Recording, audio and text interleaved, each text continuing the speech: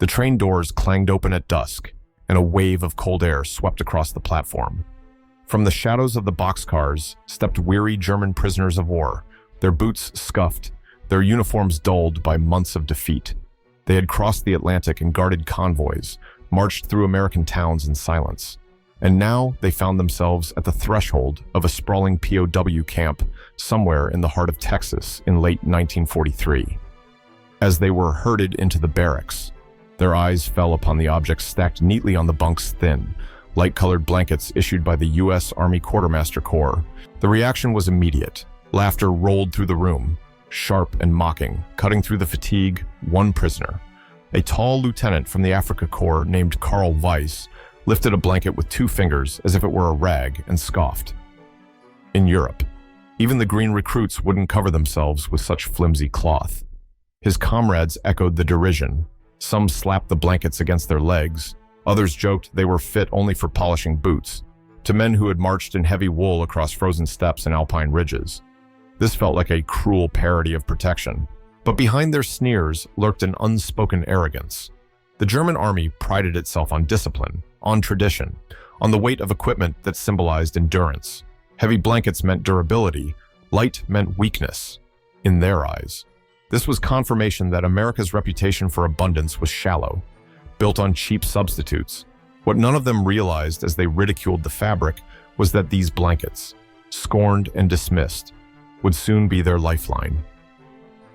Outside the wooden walls of the camp, a cold front swept down from the northern plains, the temperature dropping steadily as night crept closer. The guards handed out the blankets with no ceremony, indifferent to the laughter. For them, it was routine, another convoy of prisoners, another distribution of supplies from warehouses that could churn out millions of identical items every month. The moment seemed trivial, almost comedic in its absurdity, proud soldiers of a fallen Reich mocking what they saw as dollar store rags, yet the irony was already set in motion. Within hours, those same blankets would prove their worth in ways the prisoners could never have predicted. The barracks filled with uneasy silence as men settled onto rough wooden bunks. Outside, the prairie winds gathered strength, howling through the cracks in the walls. The laughter lingered faintly, but beneath it, a question began to form, though none dared to speak it yet. Could these flimsy American covers stand against the merciless cold? The stage was set for a revelation that would not only test their bodies, but also their convictions. If you value stories like this, don't forget to like and subscribe. It helps preserve forgotten chapters of history. And as you listen, share with us where you are watching from and what time it is right now. The first hours of night passed in restless muttering. German officers, still clinging to their pride, compared the thin American issue to the thick woolen blankets of their barracks in Bavaria, Saxony, and the Rhineland. Major Dieter Kraus, once quartermaster of a regiment near Munich, boasted in the dim lamplight that our blankets back home weighed nearly 5 kilos each, thick as a shepherd's cloak, and when stacked, they could block the draft from stone walls. His words drew nods of approval. To them, weight meant substance, and substance meant survival. Lieutenant Karl Weiss added with a smirk, "In our camps, a man could wrap himself twice in wool and still feel the bite of January. Here in America, they think a single sheet of thin weave can stand against real winter. This is nothing more than peasant cloth." His comrades chuckled, eager to reassure themselves that their mockery was justified. The German soldiers' pride was stitched into tradition, into memories of barracks heated by stoves, bunks layered with heavy bedding, and wool so thick it held the smell of smoke for years. But as the oil lamps dimmed and the barracks quieted, their boasts carried a hollow ring. Outside, the wind whistled across the Texas plains, rattling the loose shutters and slamming against the wooden beams. The cold crept in with stealth, a draft that slithered between floorboards and whispered through every crack. Men shifted in their bunks, tugging their blankets higher, though still convinced that dawn would expose the American cloth as laughable. This was more than a debate about fabric. Beneath the words, it was a clash of identities, the old European faith in heaviness and durability, against a new world of lightness and innovation.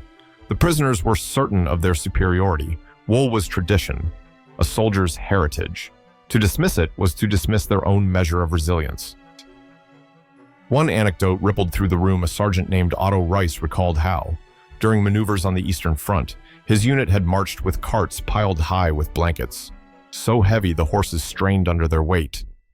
"We froze even then," he muttered, "but at least we had proper wool." The story drew grim laughter, feeding the illusion that suffering underweight proved toughness. None of them yet admitted the obvious, that their mocking words were born from fear.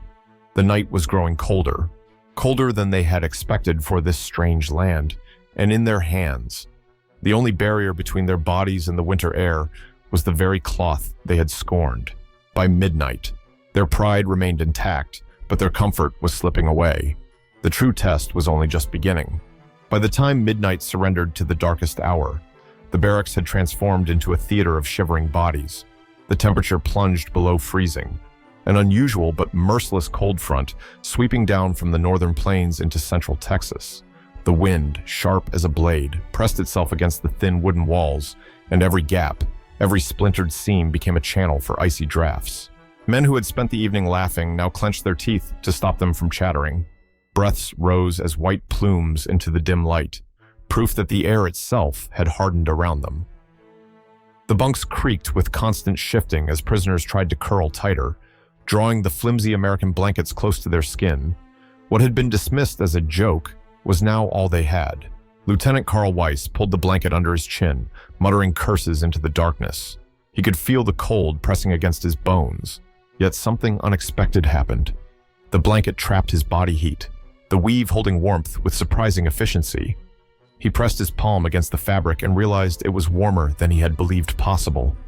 "Verdammt," he whispered, too low for others to hear. Across the aisle, Sergeant Otto Rice wrapped himself completely, tucking the edges under his shoulders and feet. He had sworn hours earlier that he would never trust such cheap cloth, but as the wind rattled the barracks door, he clung to it as if it were the only thing separating him from the grave. In the faint lantern light, his eyes betrayed relief mingled with confusion. A soft groan echoed from the far end of the room. Private Hans Keller, only 20 years old, whispered that he could not feel his fingers. Two fellow prisoners moved closer, pressing their bodies against his, and all three pulled their American-issued blankets tight. Slowly, their breathing steadied. The cloth, thin as it seemed, was doing its quiet work. By dawn, the barracks smelled of damp wood and sweat, but inside, men stirred alive. Not one had frozen to death. Not one had collapsed from exposure. Outside, frost covered the ground like white ash, proof of a night that could have been fatal. The irony had crystallized. Blankets mocked as worthless had preserved an entire barracks from the cold. The laughter of the evening had been replaced by silence, heavy and uneasy, as if no one dared to confess what they now understood. What else? They wondered silently. Had America hidden in its factories? What other secrets lay behind its strange abundance? The morning sun rose pale and cold, glinting off frost that clung to the camp's wire fences.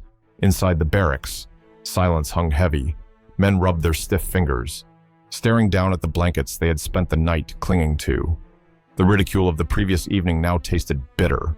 The thin cloth, mocked as useless, had held warmth more faithfully than their thick European wool ever had. It was Captain Walter Mills, the American officer overseeing supply distribution, who offered a quiet explanation to a curious guard. The blankets, he noted, were not wool at all, but woven from a synthetic blend, perfected in U.S. factories, rayon and other fibers, engineered for lightness and insulation. Unlike heavy wool, these fabrics could be mass-produced by the millions. A single plant in Massachusetts, he added, was producing more than 250,000 blankets every month, while warehouses across the Midwest shipped carloads daily by rail to bases and camps. Such numbers stunned even the guards, who passed the gossip along. Before long, it reached German ears. Prisoners who had scoffed began whispering in disbelief. Hundreds of thousands each month muttered Major Dieter Krauss. In Germany, even during peacetime, we could never reach such scale. The contrast was brutal. Germany, by 1943, was rationing wool, stripping it from civilian coats, and recycling uniforms for the Eastern Front. Yet here, in enemy territory, prisoners were covered with blankets that were not only functional, but abundant enough to be handed out to captives. The message was clear: America's strength lay not only in guns and planes, but in factories humming with relentless energy. One prisoner, scribbling secretly in a pocket notebook later confiscated by guards, wrote that the experience had unsettled him more than any battlefield defeat. If they can afford to clothe their prisoners so well, he noted, what must they be giving to their own soldiers? Anecdotes filtered in like small daggers to German pride. A corporal recalled seeing a train loaded with nothing but crates of blankets moving west toward another camp. Another overheard guards discussing how American families donated quilts through the Red Cross. Thousands of parcels arriving with clockwork precision to men who came from bombed cities where mothers tore curtains for warmth. This abundance felt otherworldly. The thin blanket was no longer just fabric. It was evidence of industry, of technology, of a society whose strength did not depend on old notions of weight or tradition. The prisoners, once proud of their wool, now faced the realization that innovation could make the fragile stronger than the solid. As the day wore on, many avoided meeting each other's eyes. Pride had been fractured, replaced by a gnawing recognition that the enemy they mocked possessed a power far beyond what they had imagined. The second night came quickly, and with it a sharper edge of cold. No one laughed this time. The prisoners filed into their barracks, each clutching the same thin American blankets they had mocked less than 48 hours earlier. The pride that had fueled their derision was fading, replaced by something quieter, something unspoken. Lieutenant Carl Weiss lay awake, staring at the rafters as the wind moaned through the cracks. At last, he whispered into the darkness, "Without these blankets, half of us would be dead already." His words carried through the room like a confession in church. No one challenged him. Even Major Dieter Kraus, who had so proudly compared American cloth to German wool, remained silent. By morning, the camp stirred with reluctant acknowledgement. A few men, warming their hands in the pale sunlight, admitted what they had resisted the day before. "The thing we laughed at," Sergeant Otto Rice muttered, "was the thing that saved us." The irony stung worse than the frost. Their arrogance had cracked under the weight of experience. Some prisoners began to see the blankets not merely as survival tools, but as unsettling proof of American power. Statistics whispered by guards lingered in their minds, one factory alone producing more than 250,000 blankets each month. Numbers so vast, they dwarfed the entire German textile industry. "If they can make this many for us," one soldier muttered. "What are they giving to their armies at the front?" The thought haunted them. It was not just technology, but psychology. To admit that a despised enemy had provided the very cloth that preserved their lives was a bitter pill. Yet survival had stripped them of pretense. They could not deny it. Their pride, so firmly built on the myth of German superiority, bent under the simplest of objects, a blanket. And slowly, conversations shifted. Some men argued that this was propaganda, that Americans wanted them to feel grateful. Others countered that no propaganda could change the fact that they had slept and woken alive. The barracks became a place of whispered debate, half-truths, and grudging respect. One diary entry, later archived in a Berlin collection, revealed the turning point last night.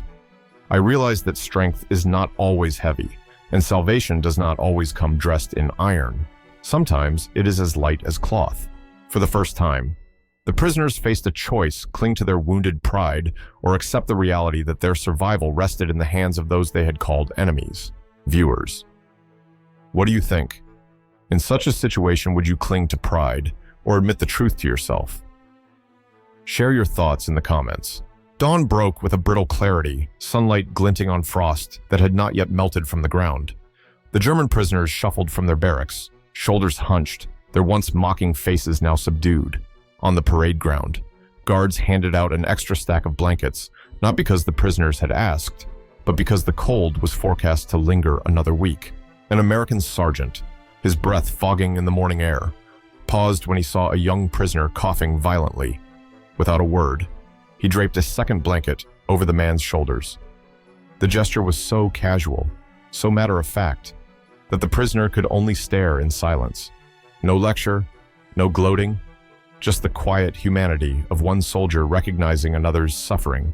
Later that afternoon, a delivery wagon rattled into camp, carrying quilts donated by nearby townspeople. Among them were pieces stitched by women's church groups. Floral patterns and patchwork squares meant originally for families, not for enemies. One quilt, edged with a child's embroidery, ended up covering a former tank officer from Hamburg. He traced the small stitches with his fingers, shaken by the thought that an American family had given warmth to a man who once fought to destroy theirs. The barracks echoed with hushed talk that night. Some prisoners whispered that this was a trick, an attempt to soften them, but others fell silent, staring at the blankets as if they carried a weight heavier than wool, the weight of conscience. The idea that their enemy cared enough to keep them alive gnawed at their certainties. Major Kraus, who had scoffed the loudest in the beginning, admitted quietly to Karl Weiss, "They could have let us freeze. Instead, they saved us. That is something I cannot explain." His words carried more than embarrassment. They hinted at the unraveling of an ideology that had taught them to see their captors as subhuman. In that moment, the thin American blanket became more than fabric. It was a bridge, fragile yet undeniable, between enmity and compassion. It reminded the prisoners that war was fought between governments and armies, but survival was shared between men. Some later recalled the memory with shame, others with gratitude, but none could forget the sight of American guards, standing watch in the cold, ensuring that their prisoners were covered against the night. And I'll ask you directly, as if you were standing in that barracks, if the person you had once called your sworn enemy placed a blanket on your shoulders, would it change how you saw them? Tell me in the comments below. The war ground on outside the camp's fences, but inside, the memory of those thin blankets refused to fade. By the spring of 1945, many of the men who had once sneered now carried their American-issued cloth like quiet talismans. Some folded them neatly each morning, as if in ritual. Others tucked them under their heads at night, the faint smell of cotton mingling with wood and dust. When Germany surrendered in May, repatriation began. Prisoners were loaded onto trains, carrying little more than what the Americans allowed them, yet among the few permitted possessions, many chose to keep their blankets. In diaries later discovered in archives, entries revealed the same refrain: "I carried it because it saved my life." One former prisoner, Hans Keller, barely 20 when he had first mocked the fabric, returned to Bremen thin and weary, clutching a blanket patched with floral cloth from an American quilt. He showed it to his mother, who stared in disbelief. From the enemy, she asked. He only nodded, unable to explain that the very enemy she had feared had given him the warmth to come home alive. Years later, in the quiet of his old age, Keller would sit with grandchildren on his lap, stroking the worn fibers. "This," he whispered, "is not just a blanket. It is the reason I am here to tell you stories." His words carried the weight of history, distilled into something fragile and human. Others, too, recalled it as the most haunting symbol of captivity, not the barbed wire, nor the guard towers, nor even the endless roll calls at dawn, but the moment when thin cloth mocked as worthless became the line between life and death, a symbol of America's quiet power. Yes, but also of something greater, the choice to preserve even an enemy's life. The last memory many carried was almost cinematic. The day of departure. As prisoners marched to the train yard, a gust of wind lifted blankets hanging on the line. They fluttered in the pale sun, thin shapes moving like white flags of surrender, or perhaps of peace. To the men who turned back for one final glance, that image lingered like a ghost, a reminder that strength is not always found in steel or stone, but sometimes in the soft fold of cloth. History often remembers the thunder of artillery, the roar of engines, the speeches of leaders who commanded nations. Yet within the shadows of great wars, it is often the smallest objects that endure in memory. A thin American blanket, passed into the hands of a German prisoner, became more than fabric. It was a quiet testament to survival, a reminder that humanity can persist even when hatred seems absolute. For those men, the blanket's touch was more haunting than the clash of steel. It revealed something unsettling, that the enemy they were taught to despise could also be the reason they lived through the night. This realization, simple yet profound, cut deeper than propaganda or defeat on the battlefield. It was a discovery that strength is not always heavy, and compassion is not always weak. In the years that followed, many prisoners carried those blankets home. Some stored them in trunks, hidden from view, as if ashamed to admit they owed their lives to an enemy's cloth. Others kept them close, unfolding them in moments of silence, a fragile bridge between the horrors of war and the mercy they had once received. and a few, in old age, told their children and grandchildren that this, above all else, was what they remembered, not the commands shouted in anger, not the endless marches, but the thin cloth that carried warmth when everything else was cold. Perhaps that is why such stories matter. They remind us that history is not only made of battles won and lost, but also of human gestures that ripple far beyond their moment. A blanket in a freezing night camp spoke more loudly than guns ever could. It told a generation that even in the darkest hours, kindness has the power to survive.